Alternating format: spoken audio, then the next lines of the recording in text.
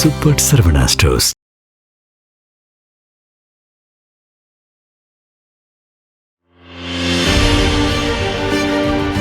Black and white நேயர்களுக்கு வணக்கம். அரசியல் சூத்திரம் நிகழ்ச்சியில் மூத்த பத்திரிகையாளர் கோட்டீஸ்வரன் நம்முடன் இணைகிறார். வணக்கம் சார். சார் வணக்கம். நேயர்களுக்கு அன்பு வணக்கம். இல்லை, தாவேக்கா கொஞ்சம் அரசியலில் பக்குவப்பட்டுக்கிட்டு வருது அப்படின்றத எடுத்துக்க முடியுமா? ஏன்னா இப்போ வேலூரில் 23ஆம் தேதி நடக்கக்கூடிய கூட்டத்துக்கு பந்தல் போடுறாங்க அப்படின்றது ஒரு தகவல் வருது. தாவேக்கானதுனால உற்சாகம் அடைஞ்சிருக்கிறாங்க. சேர்கள் போட சொல்லியிருக்கிறாங்க, சேர்களில் ஒரு தண்ணீர் பாட்டில் வைக்க சொல்லியிருக்கிறாங்க அப்படின்றாங்க. ஓரளவுக்கு கொஞ்சம் பக்குவப்பட்டுக்கிட்டு வராங்களா? தாவேக்கான போது எனக்கு நிறைய எடுத்துக்காட்டுகள் வருது. நாகரிகமான விமர்சனம் பண்ணணும்னு நினைக்கிறதுல நான் ரொம்ப தீர்க்கமாக இருக்கிறேன். இப்படி எனக்கு சிந்திக்கும் போது என்ன ஞாபகம் இருந்தால், அறிஞர் அண்ணா ஜுவாலஜிக்கல் பார்க், வண்டலூர் ஜூ, இந்த பிப்ரவரி மாதம் இறுதியில் மார்ச் மாதத்தில் என்ன பண்ணுவாங்கன்னா, இந்த கிளி, அப்புறம் இந்த மலையில் இருக்கிற அணில் ஒன்று இருக்கும், மலபார் ஜாயிண்ட் ஸ்குரில், அதுக்கு அப்புறம் இந்த பறவைகள், நீர்க்கோழி, நெருப்புக்கோழி, இது மாதிரிலாம் இருக்குது நிறைய. அங்கே அதுங்களுக்கெல்லாம் என்ன பண்ணுவாங்கன்னா பந்தல் மேலே போடுவாங்க. ஏன்னா வெயில் தாக்கம் அதிகமாக இருந்தால் அதுங்க தாங்காது, ஒன்று தாவுறது பறக்கிறது எல்லாம் இருக்கும், அதுங்க வாயில்லாததுங்க, அதுங்களுக்கு தெரியாதுன்னு சொல்லிட்டு பந்தல் போட்டு தண்ணி அதிகமாக வைப்பாங்க, தண்ணியை தெளிப்பாங்க. அப்புறமா மல்டிவிட்டமின் பி காம்ப்ளெக்ஸ் டேப்லெட்டு மருந்தெல்லாம் வாங்கி அதுக்கெலாம் வைப்பாங்க. அவங்க எதனா தேர்தலுக்கு ரெடி ஆகுறாங்க.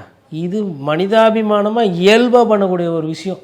கட்சி தொடங்கி 2 வருஷம் கழிச்சு தான் இதுவே இவங்களுக்கு தெரியுது. இவங்களோட சிவிலைசேஷன் அறிவுசார் எந்தளவுக்கு வளர்ந்துருக்குன்னா, 2 வருஷம் ஆச்சு சேர் போடணுன்றதை திருப்பி கண்டுபிடிக்கிறதுக்கு. இதுக்கப்புறம் இவங்க கண்டுபிடிச்சி ஓலக்கொட்டா போட்டு குடிக்கிறதுக்கு தண்ணியை வச்சு அதெல்லாம் அடிப்படை. அதாவது கரூர் சம்பவத்துக்கு பிறகும் சேலத்தில் கூட்டத்தை வெயிலில் வச்சு அங்கே தண்ணி பாட்டில் வைக்காமல் ஒரு பந்தல் போடாமல் பண்ணது அபத்தம், அவலம், அசிங்கம். சுருக்கமாக சொல்லணும்னா மனிதர்களை அவ்வாறு நடத்தக்கூடாது. சரி, இப்போ என்னை பார்க்குறதுக்கு ஒரு 10 பேர் வராங்க, இல்லை ஒரு 50 பேர் வராங்க, வீட்டில் இடம் இல்லை அப்படின்றது விஷயம் நான் ரோட்டில் வெயிலில் நிற்க வைக்க முடியாது. இதுதான் பண்பு. நீங்கள் தான் கூப்பிட்றீங்க, உங்களை பார்க்குற ஆசையில் வராங்க, ஸ்நேகிதத்தில் வராங்க, அன்பில் வராங்க. சரி, லட்சக்கணக்கில் வந்துடுறாங்க, இல்லை 50,000 பேர் வந்துடுறாங்க, ஓகே. அவ்வளோ பேருக்கு கூரை போட முடியாது, இது போட முடியாதுன்னா ஏன் சாயந்தரமாக நடத்தினா என்ன? ஏன் எப்போ பார்த்தாலும் காலையிலேயே வச்சு ஜனங்களை? வேலூரில் இன்னொன்று, வேலூரில் கண்டி இந்த பந்தெல்லாம் போடலாம், திருப்பி இன்னொன்று கரூர் காவாயிடும். வேலூர்ன்றது வாக்காளராக பார்க்கக்கூடாது. வேலூர்னாமே வெயிலூர்னு பேர். வெயில் மண்டையை புழக்கம், சுற்றி பக்கம் மலை, அதுவும் அந்த கந்தக பூமி மாதிரி இருக்கும். திருச்சியும் வேலூரும் பார்த்தீங்கன்னா உங்களுக்கு பிப்ரவரி இறுதியிலேயே அந்த வெயிலோட தாக்கம் வர ஆரம்பிச்சிடும். அதனால் யாரோ புண்ணியமாக சொல்லியிருக்கிறாங்க, ஐயா அரசியலில் பஞ்சு டயலாக் வண்டி பத்தாது, வரவங்களுக்கு குடிக்க தண்ணி வைக்கணும், சாறு போடணும், இது மேலே பந்தல் போடணும்னு யாரோ சொல்லியிருக்கிறாங்க. அந்த மிகப்பெரிய அரசியல் அறிவுரை சொன்ன அந்த மிகப்பெரிய ஆளுமைக்கு நெஞ்சார்ந்த நன்றி. ஏன்னா இது கூட புரியாமல் தான் இவர் 2 வருஷமாக அரசியல் பண்ணிட்டு இருக்காரு. அதனால் அது நன்றி பண்ணட்டும். இப்போ நம்மள மாதிரி ஆளுங்க பேசுறதோட நோக்கம் என்ன? அவர் தோத்து போனோன்றதா? ஃபர்ஸ்ட் அவர் அரசியல் கற்றுக்கிட்டு அதுக்கப்புறம் அவர் போய் தேர்வு எழுதிட்டோம், ஓட்டப்பந்தயம் ஓடட்டும்ன்றதா. அவர் அரசியலே கற்றுக்காம ஓடுவோன்றாரு, அது அவர் இஷ்டம். பட் இதெல்லாம் ஓகே, நமக்கு கிடைத்த வெற்றியை நம்ம நினச்சிக்க வேண்டியதான். பரவாயில்ல, மனுஷன் தண்ணி வைக்கிற அளவுக்கு வந்துருக்காரு. இப்படி கொஞ்சம் கொஞ்சமாக அரசியல் பழக ஒரு அரசியல்வாதியாக பதப்படுவார். பாஜக ஒரு கையை முறுக்கி தான் அதிமுகவை கூட்டணிக்கு அழைத்தது அப்படின்லாம் மிரட்டி கூட்டணிக்கு பணிய வைத்தது. இடி, சிபிஐ, ஐடி ரைடு இதெல்லாம் காட்டி வழக்குகளெல்லாம் சொல்லி பயன்படுத்தி தான் கூட்டணிக்கு வரவழைத்ததுன்னாங்க. இப்போ இதையெல்லாம் அதிமுகவுக்கு மட்டும்தான் பாஜக செய்யுமா? அப்போ தேமுதிக ஏன் என்டிஏ கூட்டணிக்குள்ளே கொண்டு வரதுக்கு பாஜக எந்த முயற்சியும் எடுக்கலையா? இல்லை வேறு கட்சிகள் கூட்டணியை கொண்டு வர்றதுக்கு பாஜக இந்த முயற்சியெல்லாம் எடுக்காதா? ரொம்ப ஒரு துல்லியமான கேள்வி சார் இது. பாஜக தமிழகத்தில் ஒன்றுமே கிடையாது, இதுதான் உண்மை. திமுக தான் பாஜக பெரிய பூதம், பெரிய பாஜக பிரச்சனை இருக்கிறது வட இந்தியாவில். மனசாட்சி இல்லாமல் ஒரு சிலர் தப்பு பண்ணுறாங்க, மனிதாபிமானம் இல்லாமல் நடந்துக்கிறாங்க, மதத்தை வைத்து மக்களை பிளவுபடுத்துகிறாங்க, ஒரு சில தவறுகள் பண்ணுறாங்க. நான் அதை என்றைக்குமே நான் மறுக்கவும் இல்லை. அதை நம்ம அரசியல் ரீதியாக அதை தொடர்ந்து விமர்சனம் பண்ணிக்கிட்டு இருக்கோம். இப்போது தமிழகத்துக்கு தேர்தல் என்னை பொறுத்தவரை தமிழகத்தில் பாஜக ஒன்றுமே கிடையாது. பாஜக ஒரு சிறிய கட்சி, அவ்வளோதான். நீங்கள் மோடி இருக்கிறதுனாலே, அமித்ஷா இருக்கிறதுனால நீங்கள் பயந்து உங்களுக்கெல்லாம் உடம்பு சரியில்லாமல் போகுது, வயிற்றால போகுதுன்னா அது உங்களுக்கு பிரச்சனை இருக்கிறதுனால நீங்கள் பயப்படுறீங்க. பிஜேபியை பார்த்து யார் இங்கே தமிழ்நாட்டில் பயப்படுறா? அரசியல்வாதிங்க நீங்கள் தானே பயப்படுறீங்க. ஏன் பயப்படுறீங்க? நீங்கள் தான் பெரிய அப்படியே திராவிட குன்றுகளாச்சா எல்லாம் அப்படியே நெஞ்சு நிமித்தி நிற்க வேண்டியதானே பாரதிய ஜனதா கட்சி. எதுக்கு பயப்படுறீங்க? ஏன்னா உங்களுக்கு மடியில் கனம் இருக்குது. விஜய் சார் ஏன் பிஜேபி பற்றி எடுத்து பேச மாட்டேங்க? பெரிய ஸ்டார் ஆச்சு, அப்படியே வைப்பு பண்ணுவீங்க, டான்ஸ் ஆடிங்க, 50 பேரை தூக்கி போட்டு மிதிப்பீங்க. ஏன் பிஜேபி பற்றி பேச மாட்டீங்க? யாரெல்லாம் கருப்பு பணம் வச்சுருக்கீங்களோ அவங்களுக்கெல்லாம் பிஜேபி பார்த்து பயம் இருக்கு. ஆனால் இவங்க என்ன பண்ணிட்டாங்கன்னா, மக்களுக்கு பிஜேபி வந்துடும். பிஜேபியில் யார் முதல்வர் வேட்பாளர் யாருன்னா இருக்கிறாங்களா? அவங்க தெளிவாக சொல்கிறாங்க, எங்களுக்கு அதிமுக தலைமையில் ஆட்சி முதல்வர் வேட்பாளர் முதலமைச்சர் ஜெயிச்சா எடப்பாடி பழனிசாமி சொல்லிட்டாங்க. இருந்தாலும் பொழுதுக்கும் பிஜேபி முறுக்குது. சரி, பிஜேபி முறுக்கணும்னா யாரை முறுக்கணும்? செந்தில் பாலாஜி வெளில இருக்கிறாரு. ஈவா வேலு அவர்கள் மீது ஒரு சில விமர்சனங்கள் இருக்குது, வெளியில் இருக்கிறாரு. மண்ணு காணாமல் போச்சுன்னு சொல்லிட்டு துரைமுருகன் மீது சம்மந்தப்பட்ட கலெக்டருங்களுக்கு நோட்டீஸ்லாம் அமைச்சிருக்காங்க, வெளியில் இருக்கிறாரு.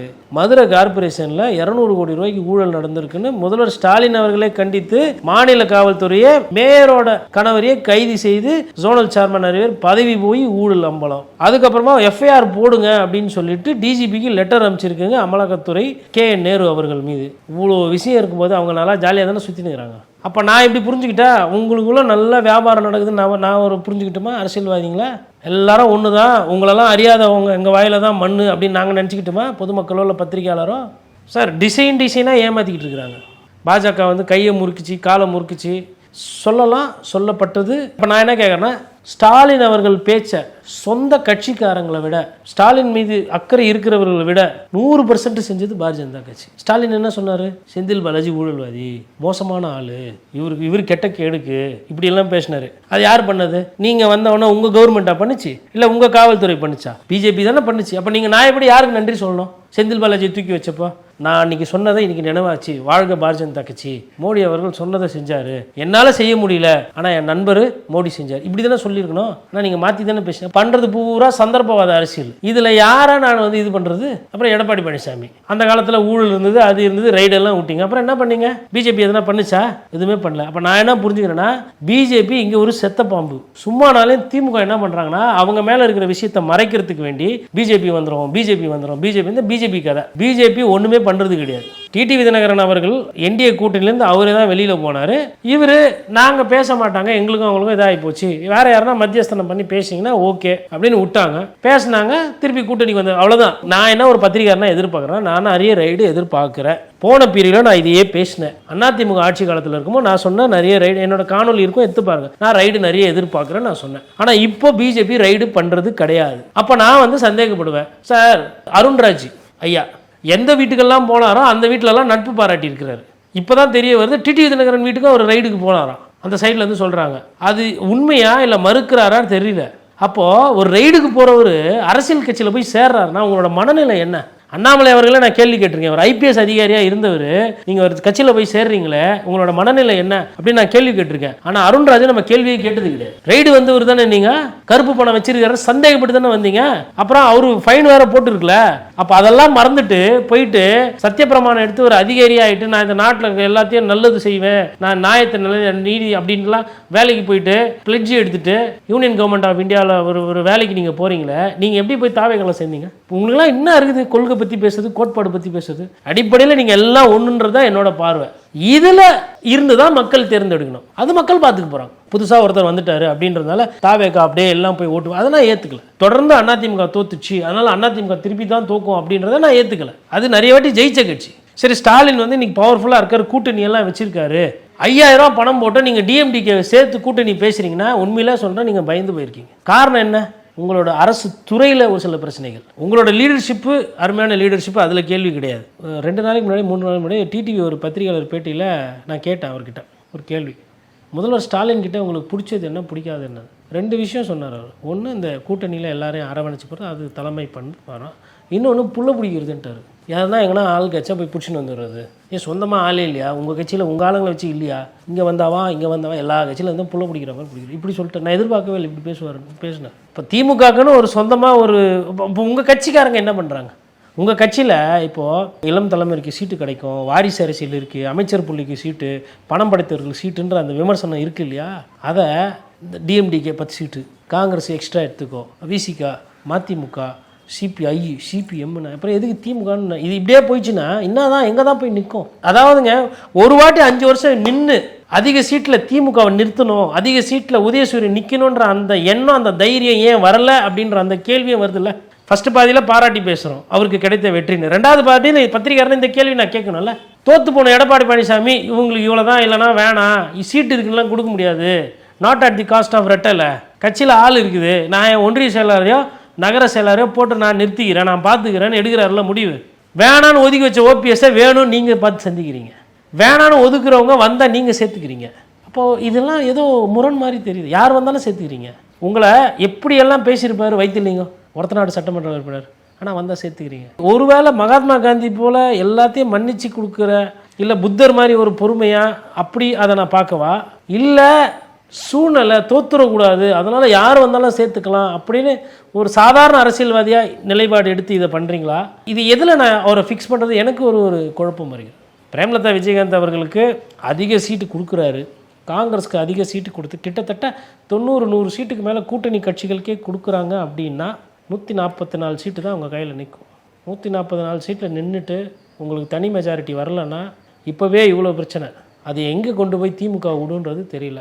இன்னொன்று, ஆல்ரெடி ஒரு விமர்சனம், இனிமேல் அதிகமாக பேசப்பட போகிற விமர்சனம் என்ன, இல்லை பேச ஆரம்பிச்சிருக்கிறாங்கன்னா டிஎம்கே வந்தால் உதயநிதி ஸ்டாலின் தான் சிஎம் ஆகிடுவார் அப்படின்ற மாதிரி ஒரு பிரச்சாரம் இருக்குது. விஜய் போன்றவர்கள்லாம் அதை பேசுகிறாங்க, அதிமுகலாம் பேசுகிறாங்க அப்படின்னும் போது அந்த நெரேட்டிவ் அவங்க புஷ் பண்ணுவாங்க. நீங்கள் என்ன நெரேட்டிவ் புஷ் பண்ணுவீங்க? மோடி வந்துருவார், நீங்கள் ஒரு நெரேட்டிவ் புஷ் பண்ணுவீங்க. விஜய் என்ன நெரேட்டிவ் புஷ் பண்ணுவார்? திமுக ஒரு தீய சக்தி, மொத்தமாக தோற்று அடிக்கணும்னு அவர் ஒரு நெரேட்டிவ் ஃபிக்ஸ் பண்ணுவார். நாம் தமிழர் கட்சியினுடைய இந்த விஷயங்களில் அவர் என்ன சொல்கிறார், நீங்கள் எல்லாருமே ஊழல்வாதி எல்லாருமே, பட் அவருக்கு கொஞ்சம் சிக்கல் காத்திருக்கு அண்ணன் சீமான் அவர்களுக்கு. ஏன்னா எல்லாருமே கூட்டணி வச்சு போகிறாங்க, கூட்டணி இல்லாமல் தனியாக போகிறாரு. அது மக்கள் எப்படி பார்ப்பாங்கன்றது தெரியல. அதாவது சீமான் அவர்களை நேசிப்பவர்களோ வாக்காளர்களோ கரெக்டாக இருக்கணும் அப்படின்ற மாதிரி நினைக்கிறாங்க. தங்கமே நீங்கள் அப்படியே எடுத்துன்னு போய் கொடுத்தா நகை செய்ய முடியாது. கொஞ்சம் ஒரு சில விஷயத்த இது பண்ணுவோம். பால் கறக்குறோம், காஃபி போடுறதுக்கு முன்னாடி கொஞ்சம் தண்ணி ஊற்றுறாங்க. பால் வாங்குறதுக்கு முன்னாடி அதை தண்ணி ஊற்றி கன்சூமர் கிட்ட கொடுத்தா தான் அது தப்பு. நம்ம வீட்டில் போடும்போது பால் அப்படியே போட்டு குடிக்க முடியாது, இது ரொம்ப திக்காக இருக்கும், அது செட் ஆகாது, நடைமுறைக்கு அது செட் ஆகாது. நம்ம வாங்கின பாலை நம்மளே கொஞ்சம் தண்ணியை ஊற்றி தான் டீ போடுறோம், காஃபி போடுறோம். அதனால் அது கலப்படம் அப்படின்னு கிடையாது. அரசியலில் அறிஞர் அண்ணாவே ஒரு சில விஷயங்கள் மாறி இருக்கிறாரு, மாற்றத்தை கொண்டு வந்திருக்கிறார்.